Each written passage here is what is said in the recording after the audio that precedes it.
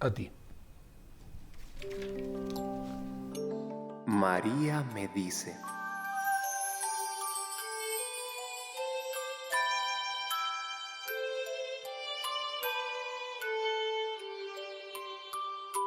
Santa María es la encargada de hacer nacer a Cristo en todos y cada uno de los discípulos de Cristo, hasta llevarnos en ello a la perfección. Este es un punto clave para lo que vamos a tocar el día de hoy, la perfección. ¿Van a hablar de la santidad? No. Vamos a hablar justamente de no alcanzar esa perfección. ¿Qué pasa si yo no alcanzo la perfección?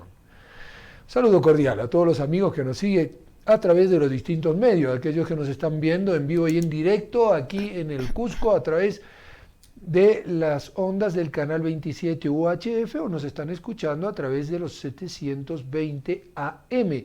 También para aquellos que lo van a hacer en la retransmisión a través de los 590 de amplitud modulada en la ciudad de Arequipa y canal 27, también UHF, señal abierta, en la Ciudad Blanca, en la misma Ciudad Blanca. O para los que nos van a estar escuchando a través de los 1180 en la ciudad de Lima. Saludamos asimismo a aquellos que son nuestros amigos de Internet. Tenemos 2 canales en YouTube, NSE-TV Radio, NSE-TV Perú. También tenemos 2 Facebook, NSE Radio, NSE TV. Y nuestro hashtag es NSE junto a ti. Agradeciendo la asistencia técnica de Juan Carlos Suscamaita en este espacio de trabajo, tenemos en una persona condensados los corazones de Jesús y de María, pero justamente al revés. María Jesús, bienvenida. Bueno, pues, ¿qué pasa si no alcanzamos la perfección? Es una pregunta que, bueno, no muchos se la hacen, pero algunos sí, y nos la han presentado o nos las han planteado para que podamos hablar de ello en este programa. Es decir, ¿existe, no existe el purgatorio? Vamos a ver, ¿es un cuento, es un mito? ¿Qué va a pasar con esto? ¿Y cómo es que nosotros vamos a llegar ahí también? ¿Y por qué llegamos ahí? ¿Tú sabes lo que el purgatorio significa? Pues te dejamos la inquietud. Vamos a la vida de aquellos que lucharon por no pasar allí, a pesar de que algunos, y tenemos constancia de algunos santos, si te quedas con nosotros te vamos a decir por lo menos algunos de ellos, que han pasado por el purgatorio. ¿Qué dice don Randy? ¿Los santos por el purgatorio? Entonces, ¿qué me espera a mí? A usted, a mí y a muchos. Es la misma pregunta que yo me he hecho cuando me enteré que un santo, y de esos que uno ve y dice, este es un gigante, pasó por el purgatorio. Vamos a la vida del santo de este día y enseguida retornamos junto a ti. No se vayan. Estimados amigos, reciban un cordial saludo. Hoy es 15 de julio y la Santa Madre Iglesia nos recuerda a San Buenaventura. Nace nuestro santo en Vano Real, cerca de Viterbo, Italia, en 1221. Se llamaba Juan, pero dicen que cuando era muy pequeño enfermó gravemente y su madre lo presentó a San Francisco, el cual acercó al niñito de 4 meses a su corazón y le dijo Buenaventura, que significa buena suerte, buen éxito. Y el niño quedó curado y por eso cambió su nombre de Juan por el de Buenaventura. Y en verdad que tuvo buena suerte y buen éxito en toda su vida. En agradecimiento a San Francisco, su benefactor, se hizo religioso franciscano. Estudió en la Universidad de París bajo la dirección del famoso maestro Alejandro de Ales y llegó a ser uno de los más grandes sabios de su tiempo. Se le llama doctor seráfico porque serafín significa el que arde en amor de Dios, y este santo en sus sermones, escritos y actitudes demostró vivir lleno de un amor inmenso hacia nuestro Señor. Él no veía en sí mismo sino faltas y miserias y por eso empezó a padecer la enfermedad de los escrúpulos, que consiste en considerar pecado lo que no es pecado, y creyéndose totalmente indigno empezó a dejar de comulgar. Afortunadamente la bondad de Dios le concedió un valor especial y observó en visión que Jesucristo en la Santa Hostia se venía desde el copón en el cual el sacerdote estaba repartiendo la Sagrada Comunión y llegaba hasta sus labios. Con esto reconoció que el dejar de comulgar por escrúpulos era una equivocación. Buenaventura, además de dedicarse muchos años a dar clases en la Universidad de París, escribió numerosos sermones y varias obras de piedad que por siglos han hecho inmenso bien a infinidad de lectores. También nuestro santo fue nombrado superior general de los padres franciscanos y el Papa le concedió el título de cardenal. Y aunque era famoso mundialmente por su sabiduría, sin embargo seguía siendo muy humilde y se iba a la cocina a lavar platos con los hermanos legos. Fray Gil, uno de los hermanos legos más humildes, le preguntó un día: Padre Buenaventura, ¿un pobre ignorante como yo podría algún día estar tan cerca de Dios como su reverencia, que es tan inmensamente sabio?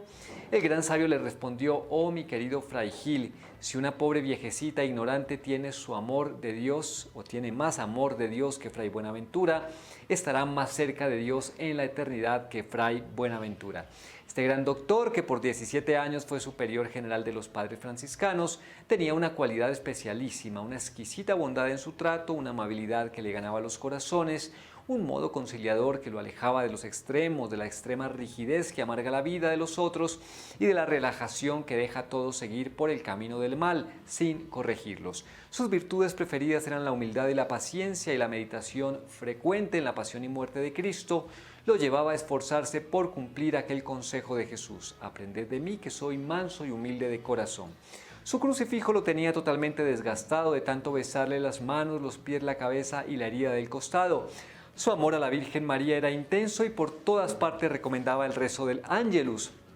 Ya en el año 1274 se celebró el Concilio de León y, terminado el concilio con gran éxito, todo dirigido por San Buenaventura, por orden del sumo pontífice, el santo sintió que le faltaban las fuerzas y el 15 de julio de 1274 muere santamente asistido por el Papa en persona. Todos los obispos del concilio asistieron a sus funerales y, caso único en la historia, el Santo Padre ordenó que todos los sacerdotes del mundo celebraran una misa por el alma del difunto. San Buenaventura, queridos amigos, nuestro santo para el día de hoy.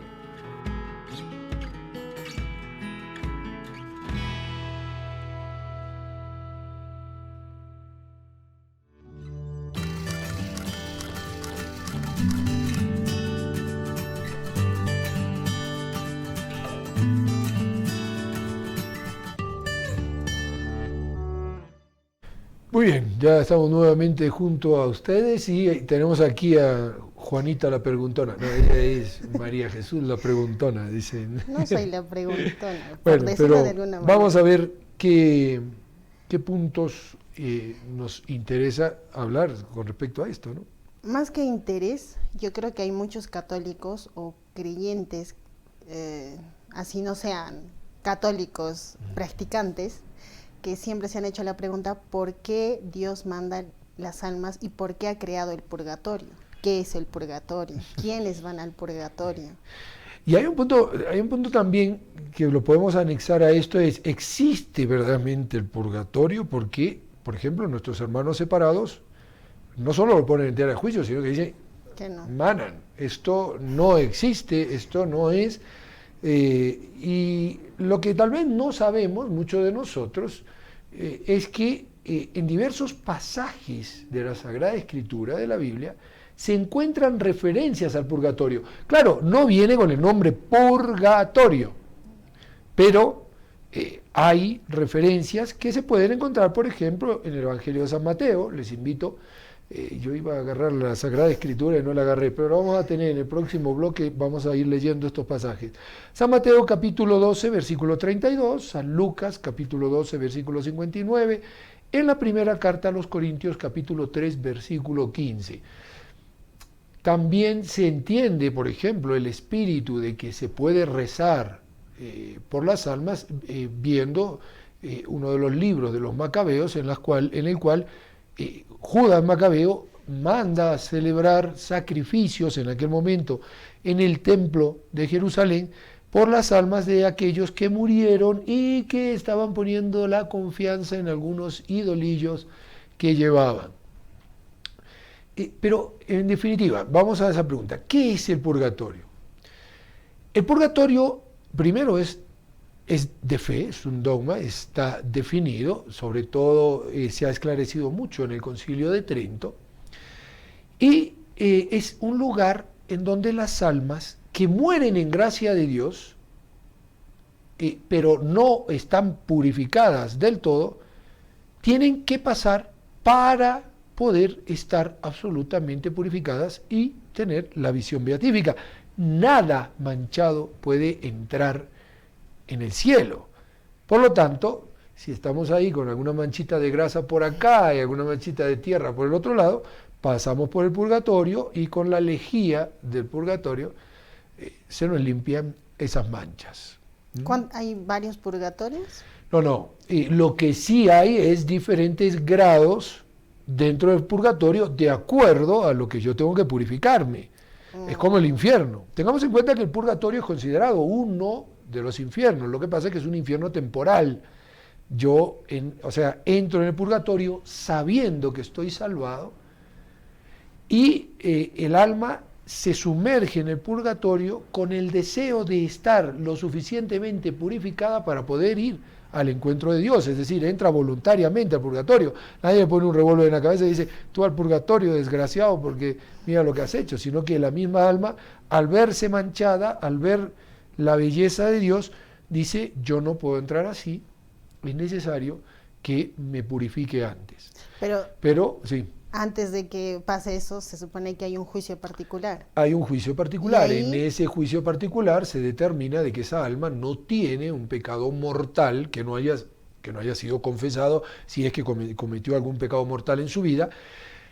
Y lo que sí es que le falta pagar la parte de la pena.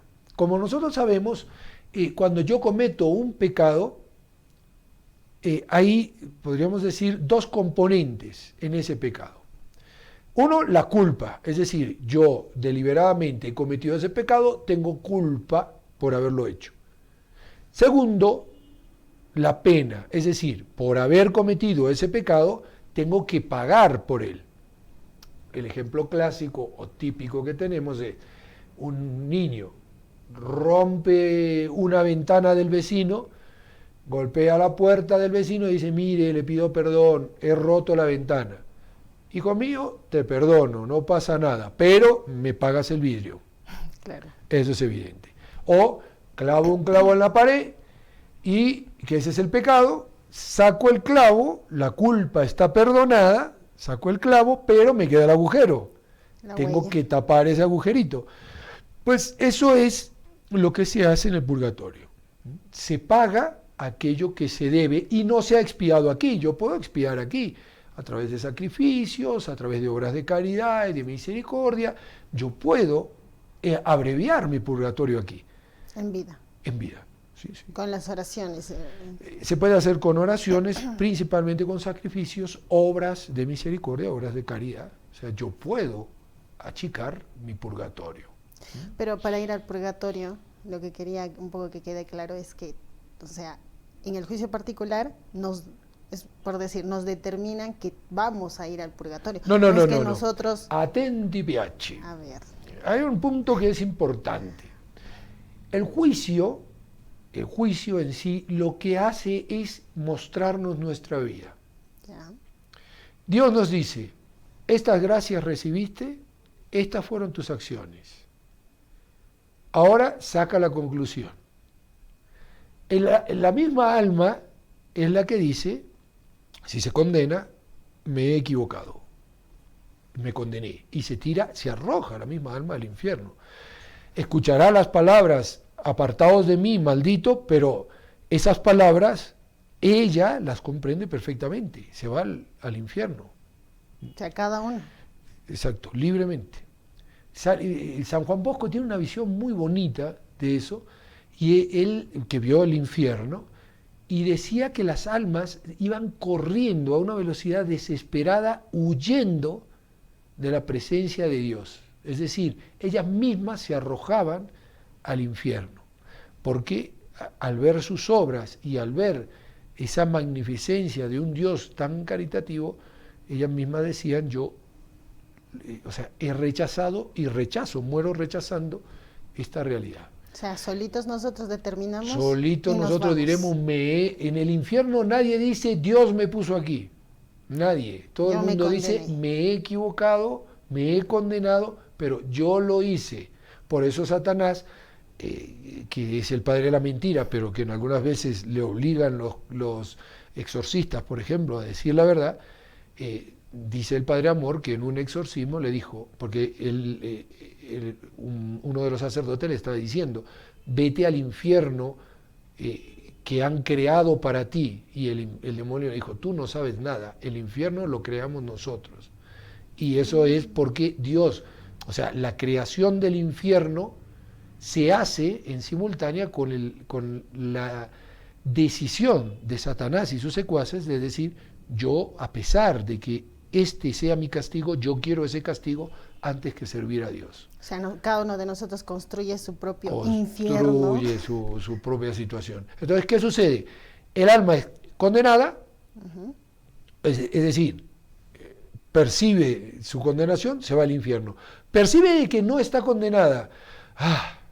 La hice más o menos bien, pero no la hice bien del todo. Es decir, recibí 500 de gracia, respondí a 450, no muero en pecado mortal, pero tengo una deuda de 50 que las tengo que pagar. Derechito al purgatorio. Entonces, usted al purgatorio. Es decir, pecados mortales perdonados que no han sido expiados, pecados veniales confesados o no confesados, perdonados o no perdonados, pero que no han sido suficientemente expiados, nos llevan a tener que purificar esas faltas, esos pecados que pueden haber sido ya confesados, perdonados, pero que no han sido suficientemente expiados. Eso es el purgatorio. ¿Quiénes van ahora al purgatorio? Esas personas, obviamente. Esas personas que han muerto en gracia de Dios, pero que no están suficientemente purificadas. ¿Y quiénes se purifican? ¿O cómo nos purificamos aquí en la tierra? Pues aquí en la tierra, nos purificamos a través de las obras de caridad, las obras de misericordia que podamos hacer, a través de los sacrificios voluntarios, o a través también, muchas personas dicen, una enfermedad puede ser aquí un purgatorio. Yo tengo una enfermedad terminal, un cáncer, asumo esa enfermedad con, entiéndase el término, con alegría, es decir, con la disponibilidad de decir, esta es la voluntad de Dios para mí, yo lo quiero, y todo ese sufrimiento que tengo con esa enfermedad me purifica. Y yo puedo pasar con una enfermedad como esa el purgatorio aquí. Por eso fíjate lo terrible y lo tétrico de la eutanasia. Personas que podrían purificarse en esta vida, incluso que tal vez hasta podrían conseguir la conversión de sus vidas a través del sufrimiento, las matamos o dos cosas pueden suceder. O no se convierten y se condenan, o están convertidas, sí, pero no les dejamos sufrir todo lo que podrían sufrir para que puedan pagar aquí la pena que que van a tener que sufrir yendo al purgatorio. Pero en el caso... Menudo negocio. También, pero en el caso de las personas que aplican la eutanasia a otras, ya sea por diversas enfermedades... La eutanasia es un asesinato. En ese caso, ¿qué es lo que pasa con ese alma? Porque es algo que tal vez ellos están inconscientes o muertos cerebralmente, pero o sea, están vivos y viene alguien y los mata, entonces... Bien, el que peca es el que los mató, claro, evidentemente. Pero, o sea, uno podría sospechar y decir, bueno, ¿y usted por qué le priva a esta persona de la vida? No, es que no tiene calidad de vida suficiente. Lo que ha pasado con el caso de Vincent Lambert en Francia, o hace varios años en Estados Unidos con Terry Chiavo. O sea, personas que tal vez no tenían toda la conciencia, pero sí tenían cierta conciencia. Se demuestra eso con que Lambert lloró cuando se enteró de que lo iban a matar. Y luego, si una persona llora, pero llora con congoja, porque le han dicho, te vamos a dejar de alimentar y te vamos a sedar para que te mueras, Quiere decir que alguna conciencia tiene esa persona. Pero él tiene culpa, no, él no tiene culpa. Tal vez ese sufrimiento y ese dolor le ha valido por varios años, podríamos decir, pero nosotros no podemos hacer de dioses. Entonces no podemos decidir, este se muere, este vive, este tiene calidad de vida. ¿Qué es la calidad de vida? Exacto. Entonces ahí es donde nos metemos ya en los estándares de yo soy como Dios. Y yo decido, yo me la guiso, yo me la como, yo soy el rey palomo. Aquí el que dice lo que vale y lo que no vale soy yo. Entonces, bien, evidentemente la persona que comete un acto de esos, pues está cometiendo un asesinato. Si la persona quiere un suicidio asistido o lo que fuera, bueno, ya hemos hablado del suicidio en otros programas, habrá que ver todas las circunstancias para saber verdaderamente hasta qué punto es imputable esa decisión tomada, ¿no? Porque para que haya un pecado como tal, formalmente hablando, tiene que darse ciertas características.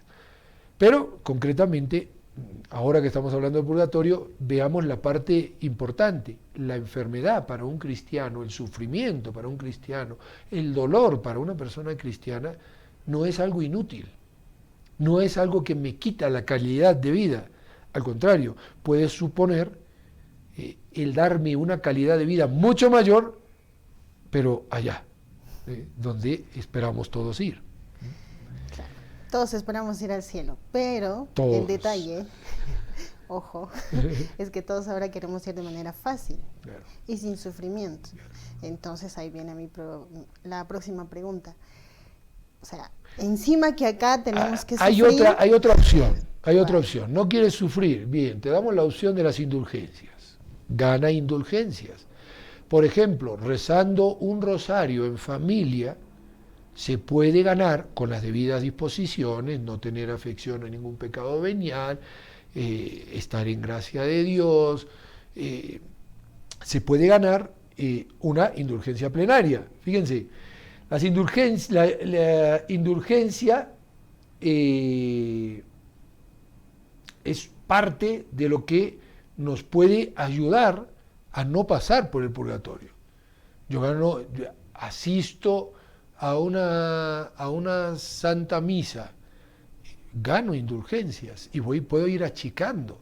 Bien, no puedo ganar una indulgencia plenaria porque de repente mi estado o mi preparación no es del todo perfecta. Bien, pero puedo ganar indulgencias parciales y esas indulgencias parciales van acortando mi purgatorio. Entonces, y ahí no necesito sufrir. Ir a misa no creo, bueno, a alguno le causará sufrimiento ir a misa, pero no creo que cause sufrimiento. Rezar un santo rosario no creo que cause dolor a nadie. Hacer un acto de caridad, darle una limosna a un pobre, ayudar a un hermano que lo necesita, eso también nos hace ganar indulgencias, nos hace ganar gracias y nos ayuda a no ir al purgatorio. Por eso en Cuaresma pasar también, menos tiempo, ¿no? Claro, por eso en Cuaresma también nos dicen, o sea, ese tiempo de 40 días, que nosotros hagamos oración, ayuno y penitencia, para de alguna u otra manera también estar expiando nuestras almas, ¿no? Porque, bueno, no sabemos si vamos a seguir viviendo en este año.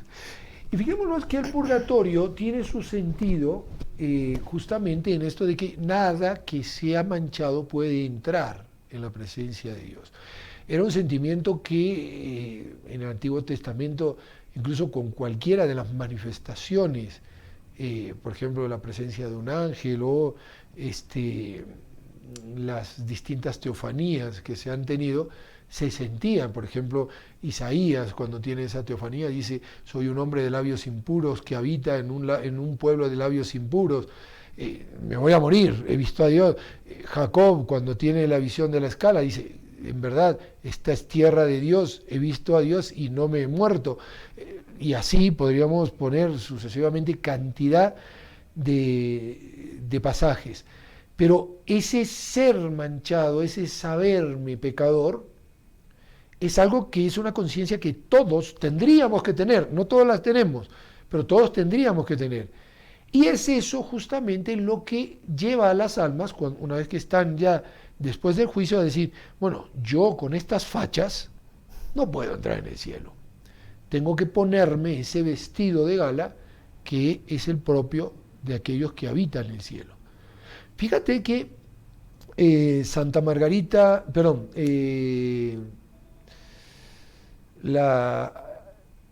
Santa Margarita María de Alacoque tuvo una revelación de que San Claudio de la Colombière es un gigante de santidad. Uno lee la vida de San Claudio de la Colombière, además, el santo de la confianza, tiene una oración a la confianza que es única.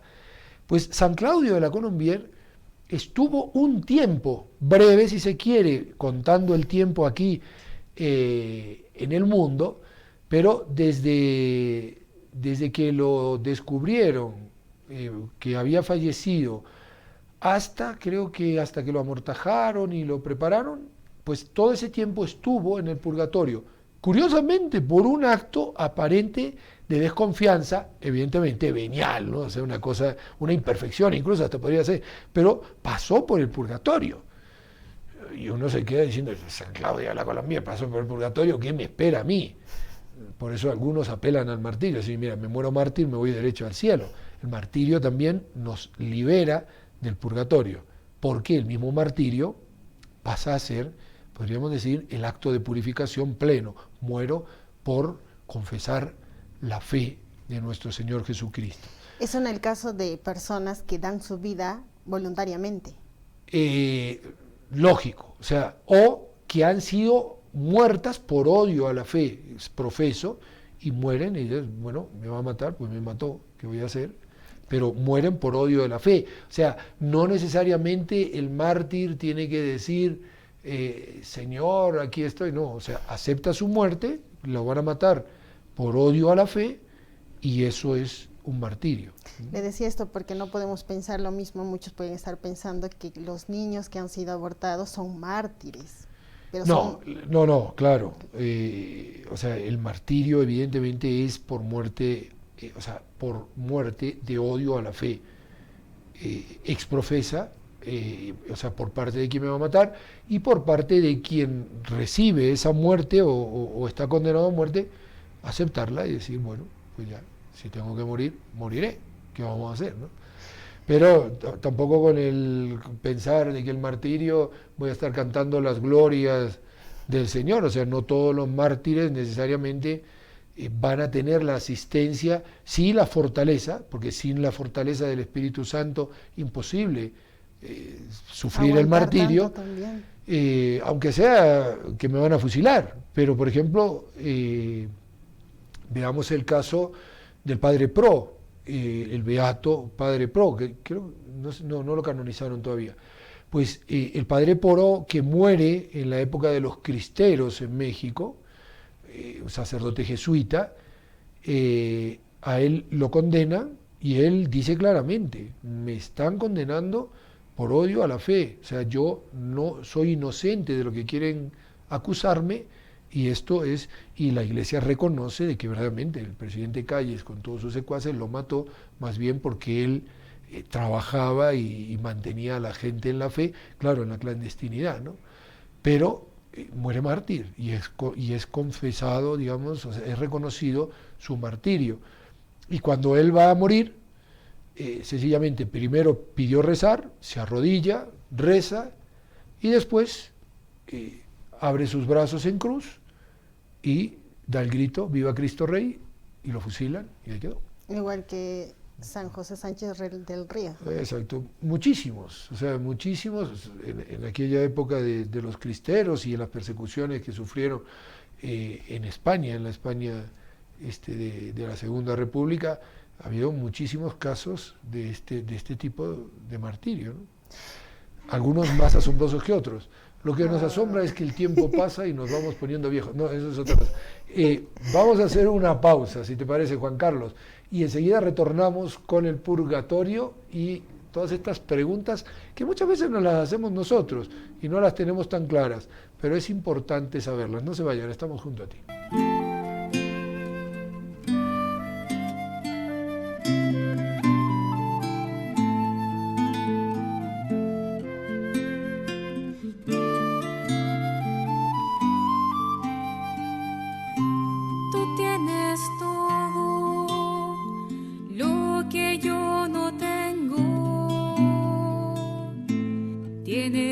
pureza en la mirada, tienes tiempo.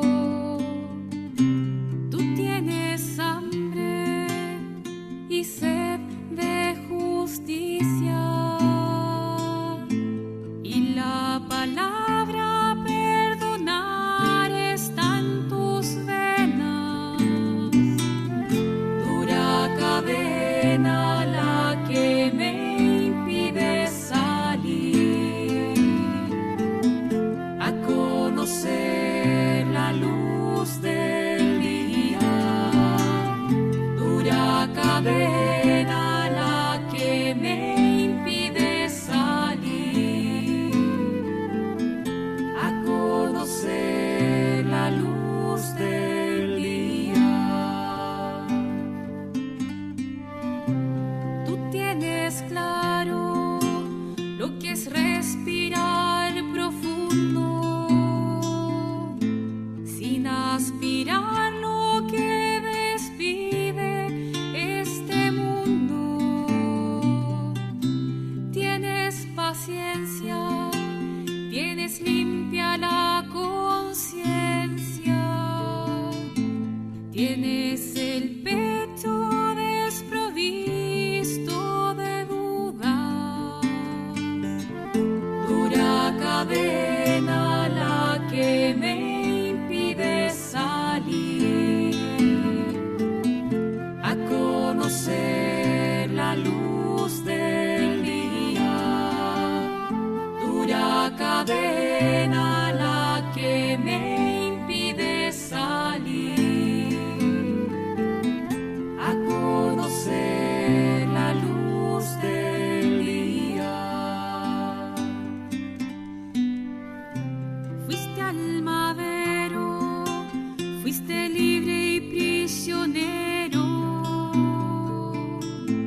Tienes consuelo en la palabra, eres sincero. Compartes todo y por todos te entregaste.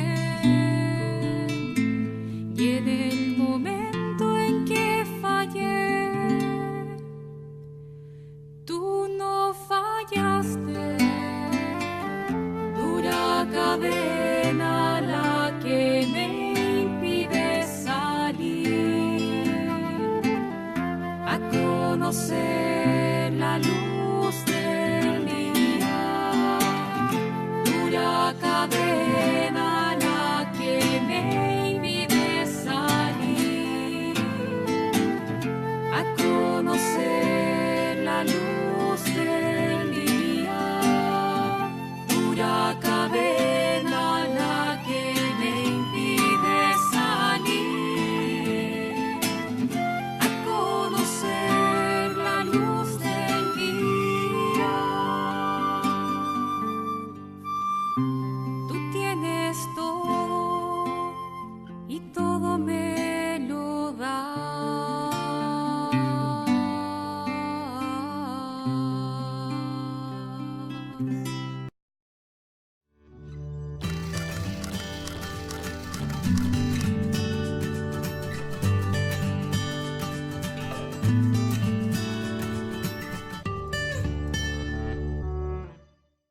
Y vamos a la Sagrada Escritura, a las carreras, pero a la Sagrada Escritura. Primera carta a los Corintios, dijimos capítulo 3, versículo 15. Dice lo siguiente: si la obra, vamos desde el capítulo 14 para poder entender un poquitito, capítulo 12, para que se entienda bien hacia dónde se apunta y por qué los santos padres. Cuidado que la doctrina del purgatorio es mucho más antigua que el Concilio de Trento. La doctrina del purgatorio es de los santos padres, y Lutero y todo el protestantismo viene a partir del siglo XVI. Los santos padres, estamos hablando de los primeros siglos de la Iglesia, la mayor parte de ellos discípulos incluso de los apóstoles, y son los que nos han dejado claro, podríamos decir, o escrita o en distintas formas de enseñanza, toda la doctrina que han recibido de los apóstoles. Vamos desde el versículo 12. Sobre él se puede edificar con oro, plata, piedras preciosas, madera, pasto o paja. Fíjense. La obra de cada uno aparecerá tal como es, porque el día del juicio, que se revelará por medio del fuego, la pondrá de manifiesto. Y el fuego probará la calidad de la obra de cada uno. Si la obra construida sobre el fundamento resiste la prueba, el que la hizo recibirá la recompensa. Si la obra es consumida, se perderá. Sin embargo, su autor se salvará como quien se libra del fuego. Es decir, mis obras no han dado la talla para darme el cielo en ese juicio que he recibido. Tienen que consumirse esas imperfecciones en el fuego. En el purgatorio hay fuego, como que en el infierno hay fuego, eso es de fe. Y entonces ese fuego consume todo lo imperfecto, pero el alma se salva. Aquí hay una, podríamos decir, alusión clara a lo que es el purgatorio. Pero vamos a nuestro Señor Jesucristo. Evangelio de San Lucas, a ver si logro prender esto. Evangelio de San Lucas, capítulo 12, versículo 32. Perdón, 12, versículo 59. Te aseguro, dice así,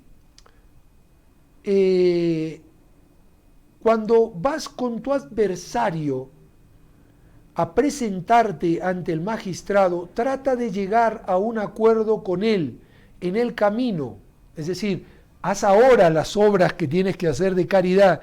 El adversario puede ser la conciencia en el momento del juicio o el demonio que va a acusarnos y va a decir, mira, este ha hecho esto, este ha hecho esto otro. No sea que el adversario te lleve ante el juez y el juez te entrega al alguacil y este te ponga en la cárcel. Pero no en la cárcel, esta cárcel, fíjate que no es la cárcel del infierno. ¿Por qué? Te aseguro que no saldrás de allí hasta que hayas pagado el último centavo. Claro, te indica que vas a salir. Quiere decir que vas a salir. Vamos ahora al evangelista San Mateo, capítulo 12 también, pero versículo 32. Y nos dice, al que diga una palabra contra el Hijo del Hombre se le perdonará, pero al que hable contra el Espíritu Santo, la blasfemia del Espíritu Santo, no se le perdonará ni en este mundo ni en el futuro. Quiere decir que hay pecados que pueden ser perdonados en el mundo futuro. Esos son los pecados veniales, y si son perdonados en el mundo futuro, tienen que ser perdonados antes que yo entre en el cielo. Luego, tiene que existir un lugar en donde esos pecados me puedan ser perdonados. Eso es el purgatorio. Pero, ¿cuáles son esas cosas que dice la Biblia para que nosotros podamos entender un poco más? Por decir, con un ejemplo, ¿no? ¿Qué acciones son las que nos llevan a eso? Pues vamos a para que lo entienda. El que no está conmigo está contra mí. El que no recoge conmigo desparrama. Por eso les digo que todo pecado o blasfemia se le perdonará a los hombres, pero la blasfemia contra el Espíritu Santo no será perdonada. Es decir, yo puedo decir que soy cristiano, bien, pero no vivo la vida cristiana perfectamente. Es decir, vamos a cositas muy concretas. Está mi hermano a la puerta necesitando y yo le arrojo una moneda como quien dice, bueno, tengo que limpiar mi conciencia. Pero en realidad sé que mi pasar, mi estado económico, me permitiría poder ayudarle más. Poder decir, toma, mira, vamos, que te voy a pagar una comida, o ven, siéntate a comer en mi propia mesa, o toma, esta ropa para que te puedas vestir, estos alimentos para que puedas comer, pero no lo hago perfectamente. Pues allí estoy yo viviendo como quien edifica con paja o como quien edifica con madera. Voy a tener que pasar por el fuego para que esas obras queden purificadas. Como dice en la Biblia, que tu mano derecha no sepa lo que hace la izquierda. Pero o sea, cualquier obra que nosotros hagamos y que pensamos que va a expiar nuestra alma aquí en la tierra para no poder pasar por el purgatorio, la tenemos que hacer sin pensar en nosotros mismos. O sea, podríamos hacerlo, bueno, yo quiero expiar mi pecado, Amor. Señor, tú sabes. No, sí, lo puedo hacer así. Aquí lo puedo hacer así. Yo puedo, por ejemplo, cuando a mí me confiesan, me dicen, de penitencia usted va a rezar esto. Y yo rezo y digo, Señor, mira, a mí me duele por haberte ofendido, pero voy a cumplir con esta penitencia para poder expiar en algo, en parte, este pecado que he cometido. Yo doy una limosna. Digo, mira, Señor, voy a dar esta limosna porque he sido tan pecador en mi vida.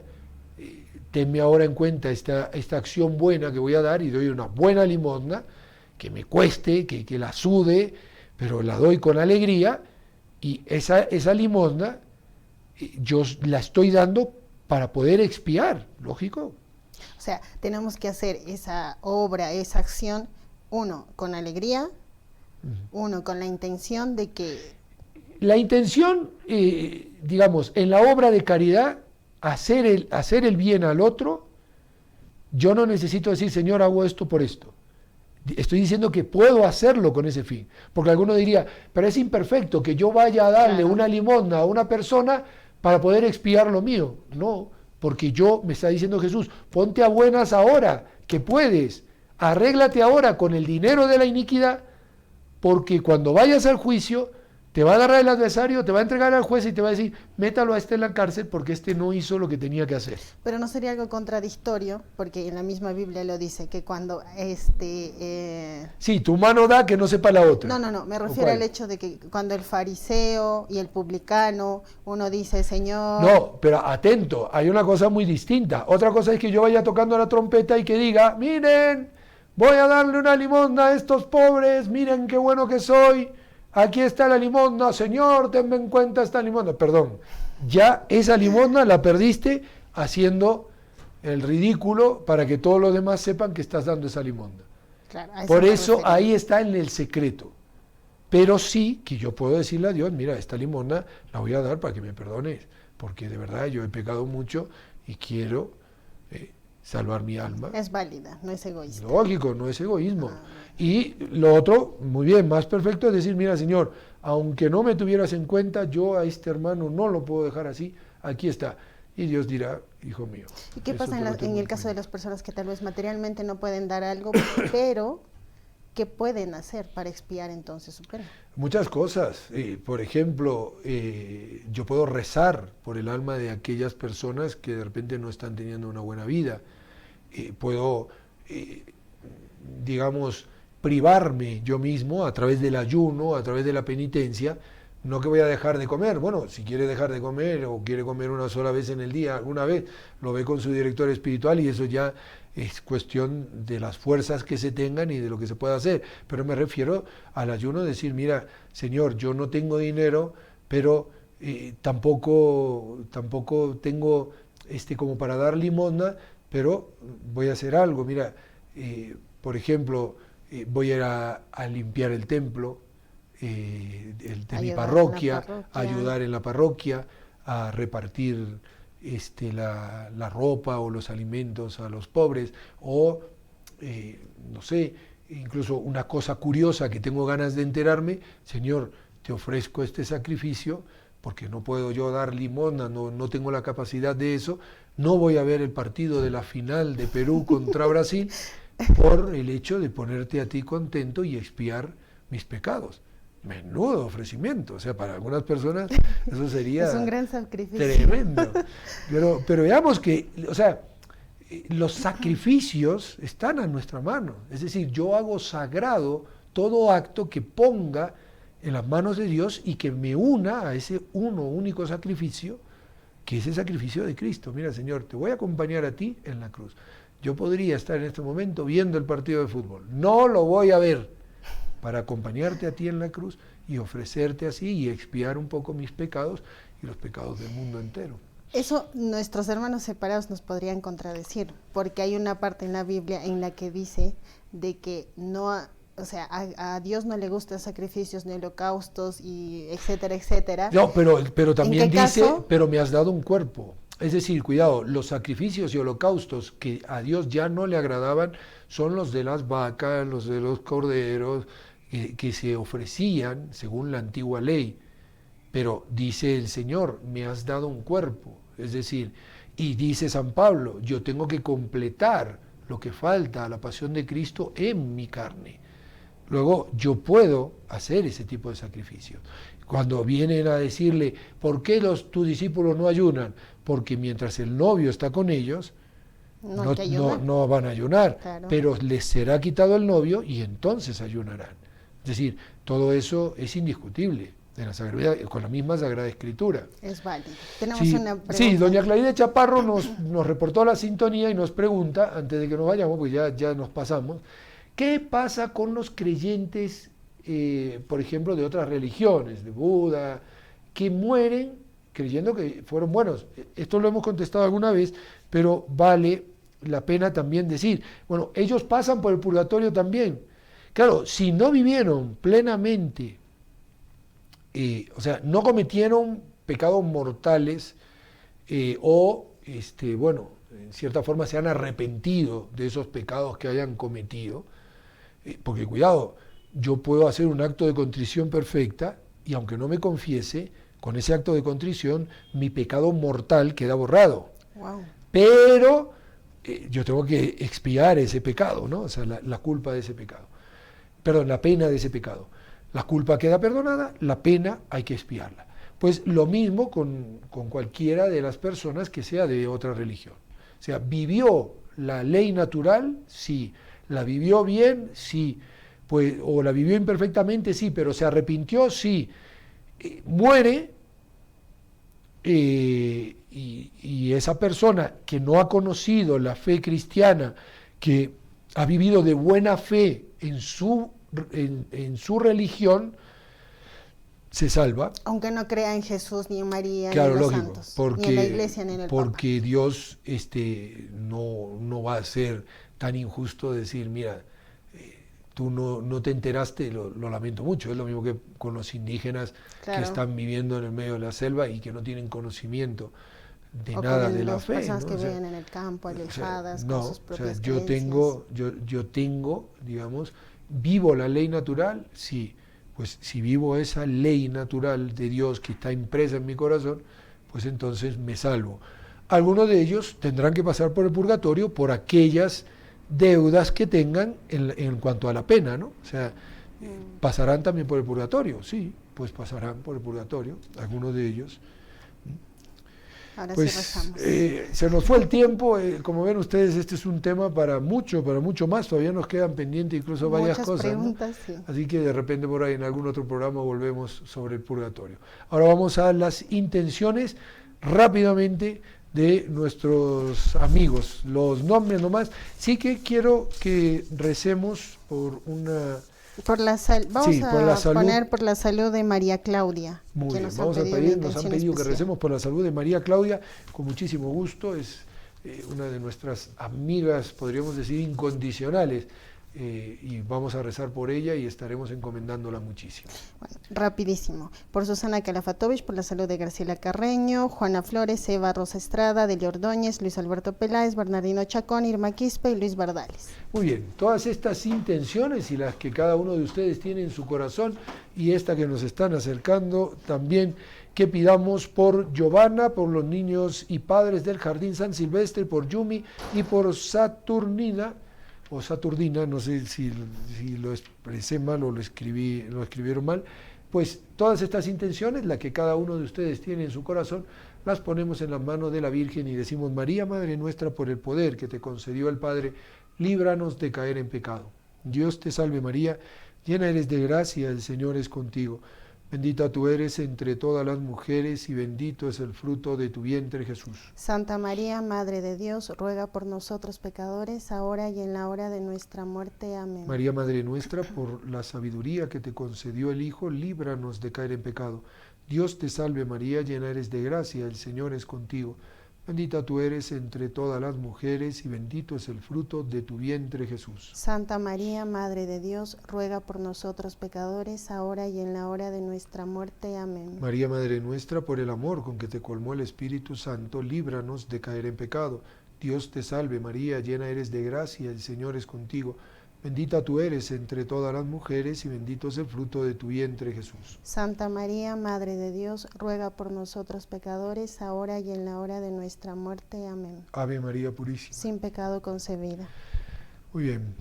Una cosa que es importante, esta doctrina del purgatorio está en frescos y de las catacumbas. Esta doctrina del purgatorio está en las liturgias más antiguas de la Iglesia, de la época de los santos padres. O sea, esto no es algo que se lo inventaron los curas, esto es algo que viene de los apóstoles y que la Iglesia siempre, desde siempre, ha tenido. Alguno que diga que los cristianos de la catacumba no son auténticos cristianos, bueno, pues ya No, acá corre, también en la Merced puede ver uno. corre bien por, claro. cuenta de ellos, ¿no? Gracias por habernos acompañado, María Jesús. Gracias por la invitación. Y gracias a todos ustedes también. Les extiendo la mano porque necesitamos de tu ayuda. Como saben, estamos en el mes de julio, hoy tendríamos que estar pagando fiestas patrias y si tú no nos ayudas, eso va a ser imposible. O si pagamos fiesta patria, no vamos a pagar los sueldos, no vamos a poder pagar la luz. Por eso, échanos una mano, 244-288, para que hables con María Jesús y te puedas poner de acuerdo, para que los corazones de Jesús y de María puedan seguir estando junto a ti.